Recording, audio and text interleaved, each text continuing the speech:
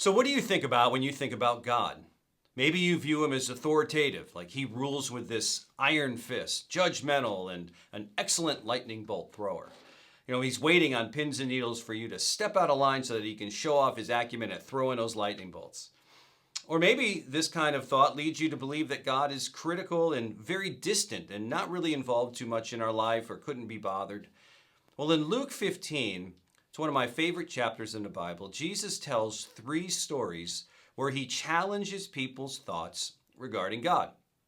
Think of this today as a 3-part Netflix series, and it's found in Luke 15. And I want to just read the first couple of these parables. They're really short, these stories, and take a look at how they show us the heart of God. So in verse 3, it says, "Then Jesus told them this parable. Suppose one of you has 100 sheep, and he loses one of them. Doesn't he leave the 99 in the open country and go after the lost sheep until he finds it? And when he finds it, he joyfully puts it on his shoulders, and he goes home. Then he calls his friends and neighbors together, and he says, 'Rejoice with me, celebrate. I have found my lost sheep.' I tell you that in the same way, there will be more rejoicing in heaven over one sinner who repents than over 99 righteous people who do not need to repent." And then he goes on to tell this second story. "Or suppose a woman has 10 silver coins and loses one. Doesn't she light a lamp, sweep the house, and search carefully until she finds it? And when she finds it, she calls her friends and her neighbors together and says, 'Celebrate with me. I've found my lost coin.' In the same way, I tell you, there's celebration and rejoicing in the presence of angels of God over one sinner who repents." And then, of course, the most famous story is the story of the prodigal son, where the son leaves his father, goes and blows his inheritance, and ultimately comes back humbled and asks for his father to receive him back into his household, in which he does in such a beautiful way. And so all 3 of these stories, they just one builds upon the other, and they really show us, Jesus shows us the heart of God when it comes to people. And these stories have shaped how we do church, especially how we do church here at Fellowship Church. Now, speaking of church, I want us today to spend our time by going back in time to the first church ever. And it's recorded by Luke in the book of Acts, chapter 2.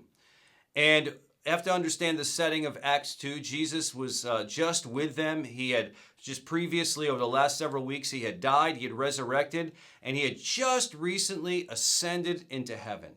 And so now we have these followers who are standing around trying to figure out what to do. So they gather together. There's about 120 of them. And they gather for the first time as a church. Now, one of them, Peter, preached a sermon. And here's what happened. Luke talks about it in Acts 2:41. It says, "Those who accepted his message were baptized, and about 3,000 were added to their number that day." Can you believe that? They went from 120 people to gathering together to 3,000 people in one day. Now that might sound exciting, but I will tell you as a pastor, that sounds like chaos to me as well. There's a lot that's going on there. And sometimes we can idolize this first century church, right? And, we can say, man, this was the first church and they just did everything right and it was just so perfect and so great and all that. And there were great people in this church. But this church, I will tell you, was also very far from perfect. How do I know this? Well, we get a hint here that there are 3,000 brand new followers of Jesus. And every one of these people, every one of them brought with them their baggage, their habits, their hurts, their hang-ups, all those things. And not that the ones before them were perfect either. The 120 had plenty of their own issues as well, and their stories are recorded pretty well in Scripture. They all had their own stories because they all had something in common. They were all human. And being human is what I like to call brutiful. That's a made-up word I just had. So what does this mean? Well, being human is brutal in the sense that it's brutal at times with our runaway anger or our self-centeredness. And none of us, let's be honest, are above foolish decisions that can affect our lives, but not even our lives, the lives of those around us as well. But being human is also beautiful, right? We're made in the image of God. We have a conscience and a mind. We have hearts that are capable of love. So even in their imperfection, people were attracted to this wonderful church. And Luke writes a description of what life looked like in this church in verse 42. He says, all the believers, they devoted themselves to the apostles' teaching and to fellowship and to sharing in meals, including the Lord's Supper, and to prayer. A deep sense of awe came over them all, and the apostles performed many miracles, many miraculous signs and wonders. And all the believers met together in one place, and they shared everything they had. They sold their property and possessions. They shared the money with those in need. They worshiped together at the temple each day. They met in homes for the Lord's Supper, and they shared their meals with great joy and generosity, all the while praising God and enjoying the goodwill of all the people. And each day, the Lord added to their fellowship those who were being saved. Guys, what a description of this church. They devoted themselves. The first thing I want us to take a look at is their devotion to the apostles' teaching. Now, who were the apostles? The apostles were the disciples who had followed Jesus for over the last 3 years. These guys were eyewitnesses. Now, can you imagine hearing their stories? They're teaching about Jesus. They're sharing about his death and his burial and his resurrection. And what made this church unique, and what we love about this church, is that they were 100% focused on Jesus, on what Jesus had done for them, and also who Jesus was, and how he had taught them to live. Now, guys, fast forward to us. What makes FC so special is that it's our desire to be all about Jesus as well. Matter of fact, our mission is to help people find and follow Jesus. And that's it. That's the big thing that we chase. That's our mission. Yet there are so many distractions these days that can keep us from that, right? There's so many things that we can place our focus on instead of Jesus. It's easy for churches to focus on all the stuff and the pressing matters that this world can kind of hijack and take over when it comes to who we are and what our main thing is about. We can argue about the simplest of things. We can nitpick small matters that pale in significance to Jesus. Guys, we want to be like that first century church that loves like Jesus, who forgives like Jesus, who notices people as Jesus does. Guys, in the Old Testament, the psalmist used language that helped them and us understand this. They would say things like this: lift up your heads. And in another passage, they say, where does my help come from? And he says, not from the mountains, but the maker of the mountains. Guys, one of the greatest things we could do is take our focus off of ourselves, off of the things that we just see in this world, and lift our heads to God. And not just focus on his creation, although that's beautiful, but to focus on him as creator. Back then, the mountains, of course, were majestic and awe-inspiring like they are today, but they were also places where people worshiped false gods as well. So one of the things that I'm doing, what the psalmist had written, was let's not think about all these other ways in which to move forward in life. Let's put our attention solely on God. Guys, I've been practicing lifting my head more these days, literally looking up to the heavens, taking my focus off of just what I see in front of me. And I've been spending time, first thing in the morning, other times I'll take breaks during the day, and I'll just look up to the skies. And you know what it's been doing for me personally is it's been expanding my horizons. It gets my eyes and focus off of just what I'm seeing in front of me, and it's reminding me that God is much greater than me, much greater than my problems and my challenges that I go through each day. It's reminding me that God is God and I'm not. So imagine if all of our attention was all about Jesus and his ways. Now, we also see that not only did they devote themselves to the apostles' teaching and centered on Jesus, but they also had this unique community together. Matter of fact, the word that Luke uses is fellowship. And this fellowship is a connection that we all have based upon the person and work of Jesus. We have Jesus in common. So we have the shared experience of him rescuing us and working in each one of our lives. Well, the first church lived out this fellowship very practically. And the way they did it was by sharing their time, their talents, their burdens, and even their prayers with each other. And at the heart of this, they would care about each other.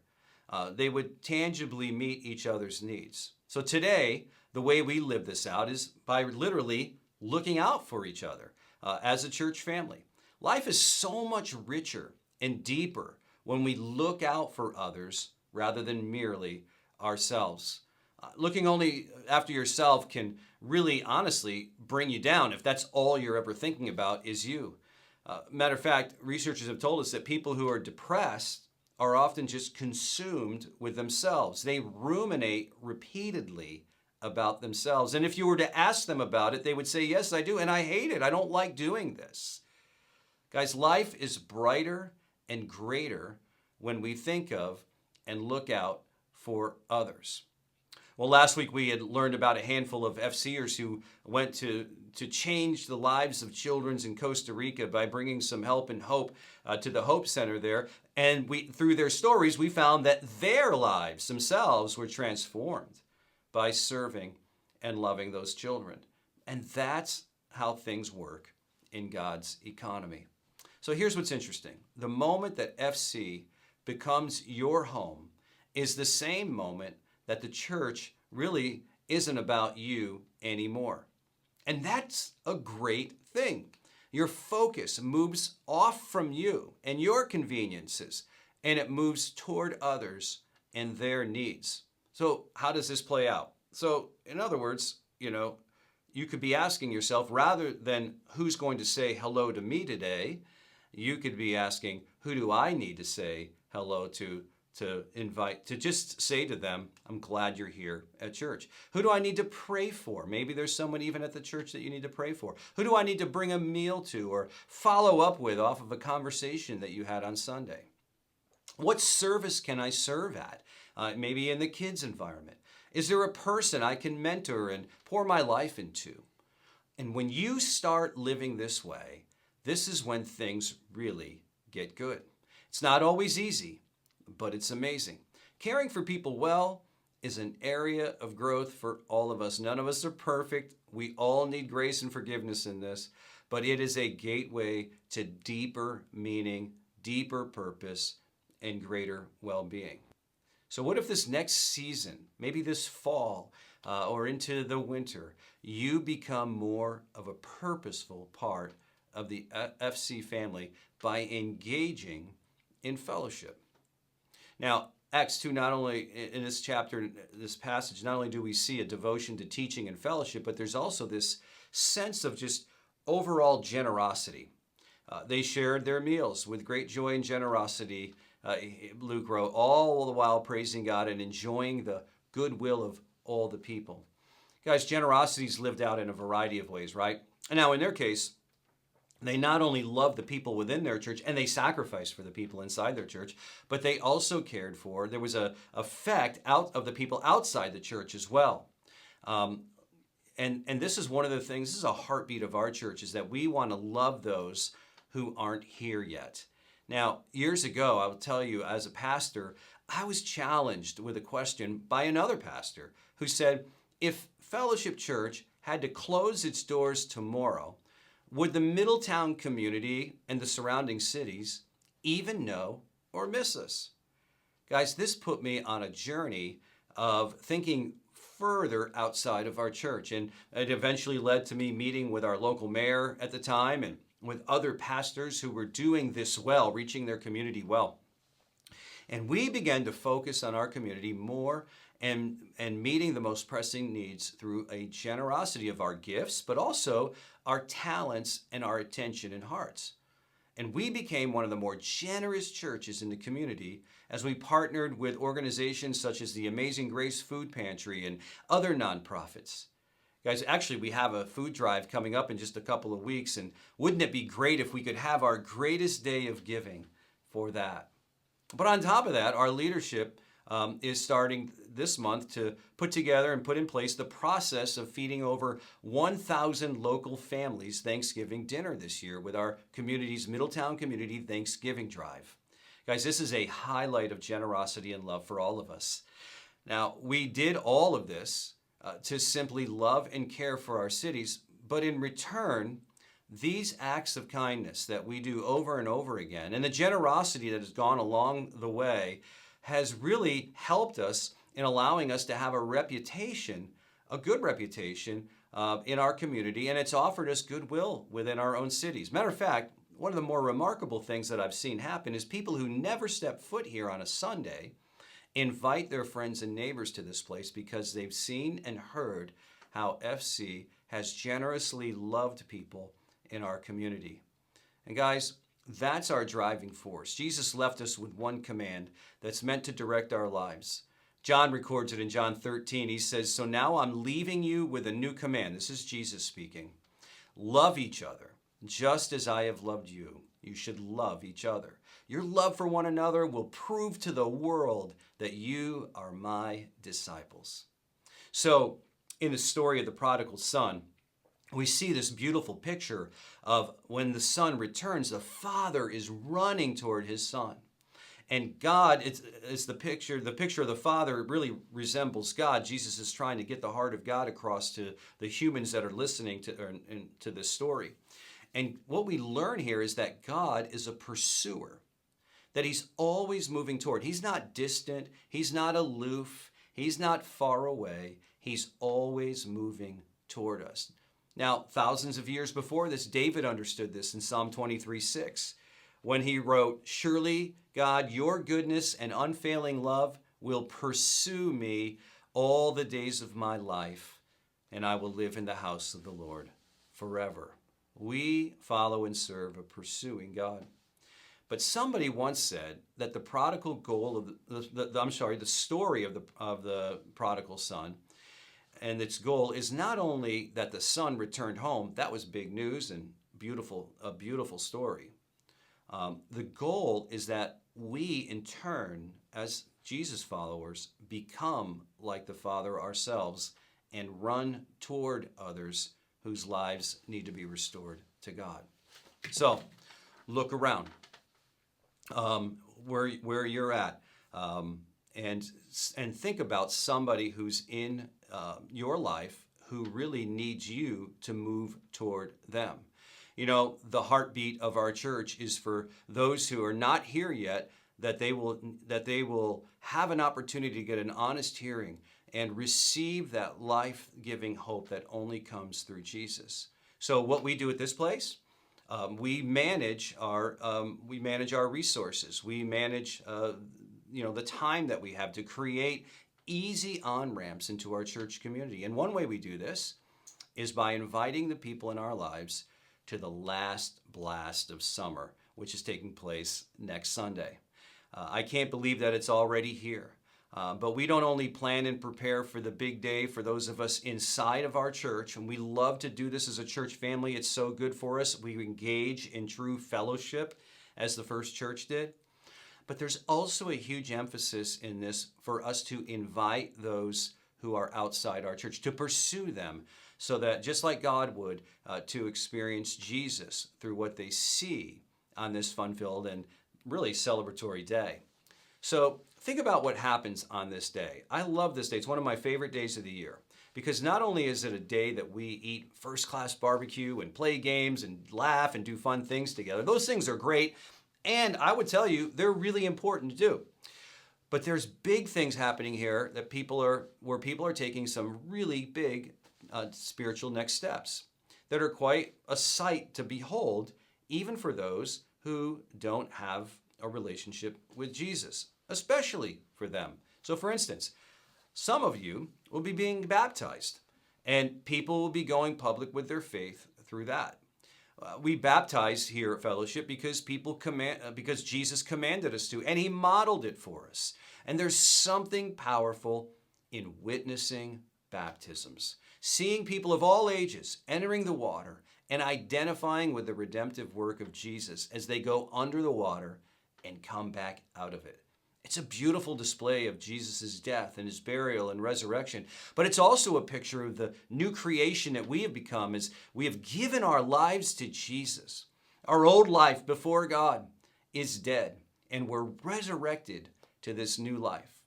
Paul says it this way in Romans 6:4, "For we died and were buried with Christ by baptism.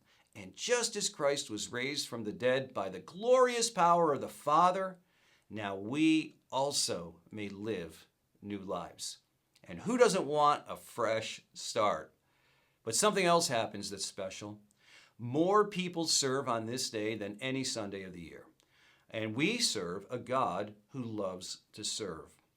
And when we serve, we're never more like Jesus.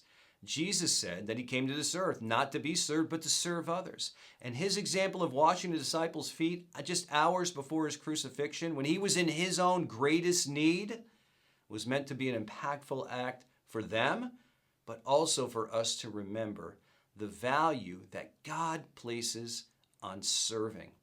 In the New Testament, the church leaders were so impacted by this that they would introduce themselves at the beginning of each of these letters as servants and slaves of Jesus. God did not become a servant so that we could order him around to do our bidding, but so that we could have this on-ramp to join him in a redemptive life. It's how we were created to live. We were created to serve. And it really stems from a heart of gratitude of what Christ has done for us. Now, the opposite of serving others is this self-centric despair that's kind of going around in our world these days. Those here will get a front row seat to the opposite of that, selfless service, leading to hope and life. It really impacts people. But finally, people will inevitably surrender their lives to Jesus. We see it every year. God will use all that we engage in together, the singing, the teaching, the baptisms, the conversations, the stories, the lunch together, the playing, the laughing, the talking, you name it, all those to draw people to himself. Some will give their lives to him. Others will be set on a path to eventually step into that relationship in the not too distant future. You guys, you'll all play a part. And how amazing is that? But it all starts with an invite. The last blast of summer is meant to be one of the easiest invites of the year for you to extend to those in your life. Can I tell you this? And you know this. Everyone's looking for a place to enjoy good company, to have a first-class environment for their kids, and hey, to even eat free food. Or none of us are above that. This gathering is important for us as a community, but it's vital for those outside our church family. They get an opportunity to experience what God is doing here firsthand. Now, and how he's changing lives here. They're able to see how we love and care for each other, how we laugh and cheer for each other. You understand how important this family is for you, right? You're part of this fellowship family. Why wouldn't it be just as important for them? And here's the thing. God has placed people in your life, whether you love your life right now or not. These people were never meant to be projects for you to fix. They were just meant to be genuinely and unconditionally loved by you. And God wants to do that in their lives, and he wants to use you. God's always at work. He's always connecting people with people to bring life and hope to them because he's a pursuing God. Guys, you're not an accident. You've got incredible purpose and meaning. And when you connect these dots to see how God has strategically placed you in other people's lives, it brings a profound sense of meaning.